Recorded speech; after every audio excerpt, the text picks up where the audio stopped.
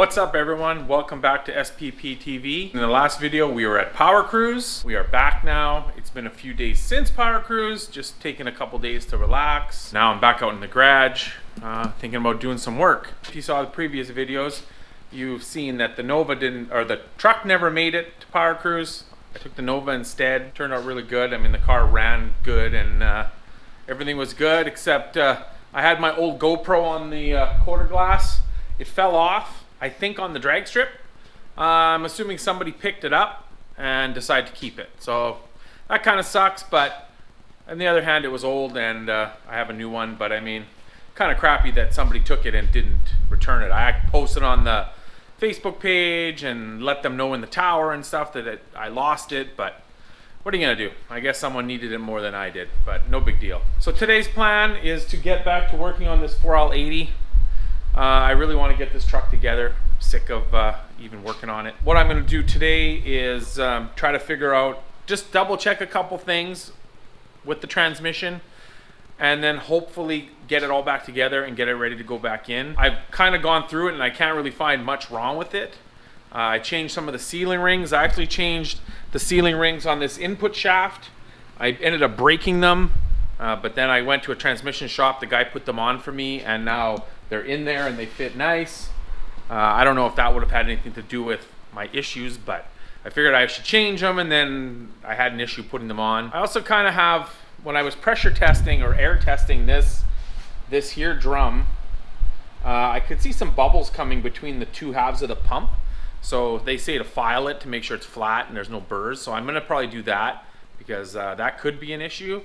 But I'm also thinking it could be an electrical issue, like a solenoid on the transmission issue, or it could be a tuning issue, like when I did the segment swap.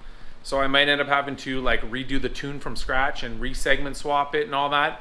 I don't really know for sure, but we'll have to wait and see what happens with this stuff. But right now I'm probably gonna pull that pump apart and file it to make sure it's flat, clean it, put it back together, and then I want to pull, I think, the direct drum out again, because I was watching another video. They said that the steels are different between the forward drum and the direct drum.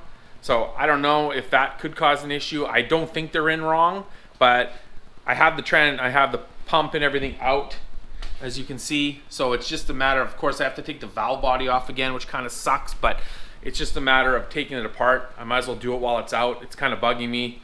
I should have done it. I guess I didn't really think about it before when I had it apart. So I'm gonna take it apart again. It's pretty simple to take apart from this point.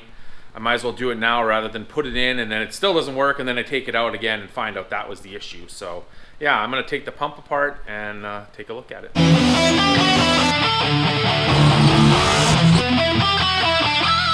So pretty much all I'm doing is actually put some 150 grit on a flat piece of aluminum. I also have like a light, like very fine kind of flat file. So I just kind of went over the top lightly with the flat file, and then after sanded it with the sandpaper to make sure it's nice and flat. So I did this side already. I'm just gonna kind of do here. It's gonna be a little harder because of the center support part, but I'll just give this a little bit just to make sure that there's no burrs, make sure it seals up good. Finished sanding and filing both halves, cleaned them, put it back together. Now I'm just gonna take the pan off, valve body off again, and then there's that one set screw in there, bolt that holds this part in here, and then once that comes out, then I can take the rest out. So I'm gonna do that now. I took it all apart again, valve body off and all that. I took the forward drum out and I checked the clutches. Apparently the steels on the forward drum are a little, I think, are thicker, and they have a little like cutout on one spot so that you don't mix them up. And so that's right, which means the direct drum is right. Then I air tested the direct drum, and now to air test it, you have to hold your finger over this hole here, which is really hard. You gotta really squeeze your finger in there. And then you gotta get a good seal on this hole on this side, and then you blow air in it and you can see the clutch. You can see the direct drum actually move in and out. All that seems good. And then if you blow air into this one, I mean, this one I could kind of show you. The other one's too hard to do. But this one, if you just, you can hear it right there. That's the support, intermediate support, I think it's called. It goes in here before the direct drum. So that one seems good. The direct drum seems good. Looks like all the seals are good. So I mean, hopefully it's just something minor that I changed some of those sealing rings, or the pump wasn't flat enough, or like I said, it's an electrical problem or something like that. So now I'm pretty much ready to just put it back together, get it all together and ready to go in. And the guys are coming over tonight. Maybe we can possibly get it shoved back in there, at least get it in the truck again and get it back together. All right, so it is a couple days later. I'm back out here working on the truck. I'm gonna put the transmission in. You can see down there, I got it on the transmission jack, which was kind of a pain in the ass. The truck's not really high and that trend is so big and heavy. I ended up putting it on the floor jack. And then once I got it most of the way under there, I had to like tilt the transmission up and put it on a piece of 4x4. And then after that, I slid it onto the transmission jack, kind of transferred it from one jack to the next. So next thing I'll do is throw the converter in and then start raising the transmission up to put it back in its spot. Feels pretty sturdy. We're gonna get this converter in here. Which is, oh my God, these converters are so heavy. Wow. I'm gonna have to like bench press it onto there.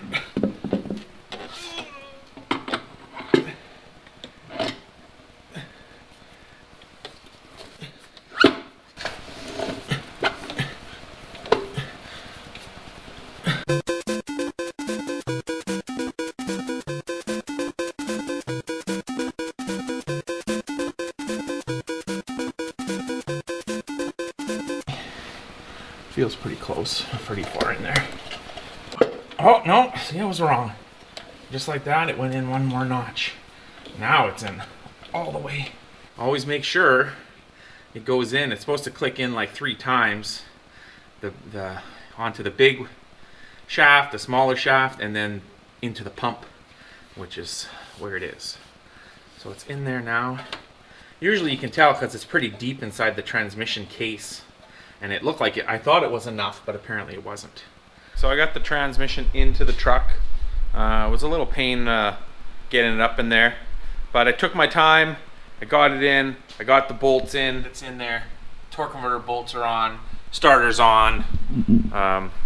Pretty much just the rear cross member and stuff has to go on. But probably what I'm gonna do before I put like the transmission cross member in and all that stuff, I'm gonna go get my laptop to check the solenoids and then maybe do that before I get it all totally buttoned up, in case I have to pull the pan off again or something like that. But yeah, I'll probably do that now. So it is a couple days later. Ended up putting the rest of the transmission in, like the drive shaft and the cross member, stuff like that. Yesterday, I also pulled the pan off, and I had read some stuff online about testing the solenoids with an ohm meter. Basically, the pressure solenoid is supposed to be like 4 to 5 ohms. So I checked that, it was 4 ohms. The one for the TCC lockup was also good, and the 2 other solenoids on there, I also tested those. Everything seems good, so pretty much I just put everything back together. It's pretty much together now.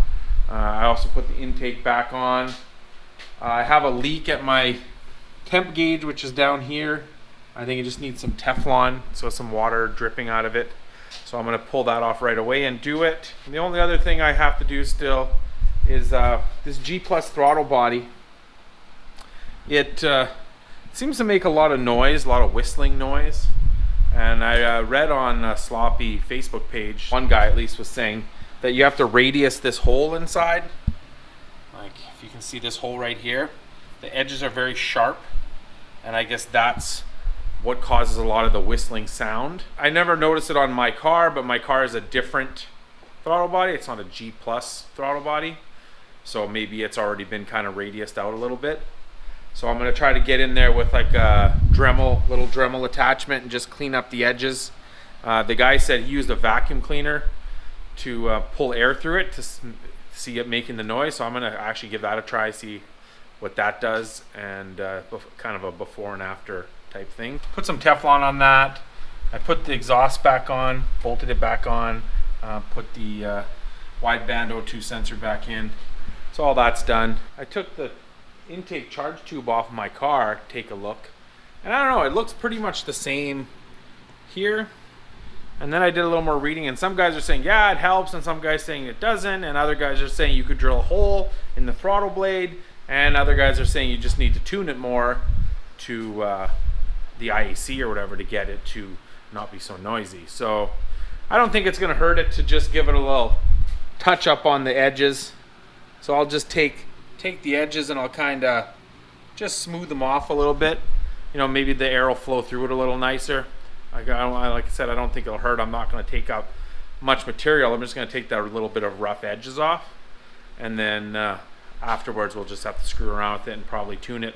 I don't really want to drill a hole in the throttle blade. I'm just going to do that, just give it a little touch up, and I'll show you what it looks like after I touch it up. So if you can see, it did make it a lot smoother. Like when you run your finger along here, it's not super rough now like it used to be. I didn't really take much material off, so I don't know, we'll put it on. Like I said, it's not going to make it worse, so we'll see if it makes it better once it's back on and I fire it back up. And if it's still noisy, I mean, it makes some noise like when it's idling. It's not the end of the world, but you know, it's kind of annoying. I could also probably put a bigger spring in the blow-off valve to keep it closed, because that's where the noise comes out of, because it's open when it's idling. And it comes with a heavier spring you could put on. It would probably keep it closed more, I'm guessing. But yeah, we'll throw it back on, and once we get it running, we'll see. All right, so it's the next day. Was Wednesday live stream, you know the deal. We didn't get anything else done. The truck is basically ready to run, except the one fitting on the tranny cooler lines that's leaking. So I'm heading over to Wasim's right away to pick one up. So hopefully we can film a little there, show you his truck. I'm gonna drive the Jimmy over. Just tighten up the power steering, it was a little loose. And now I'm gonna pull the carb bowl off. This is a carburetor, for those of you who don't know.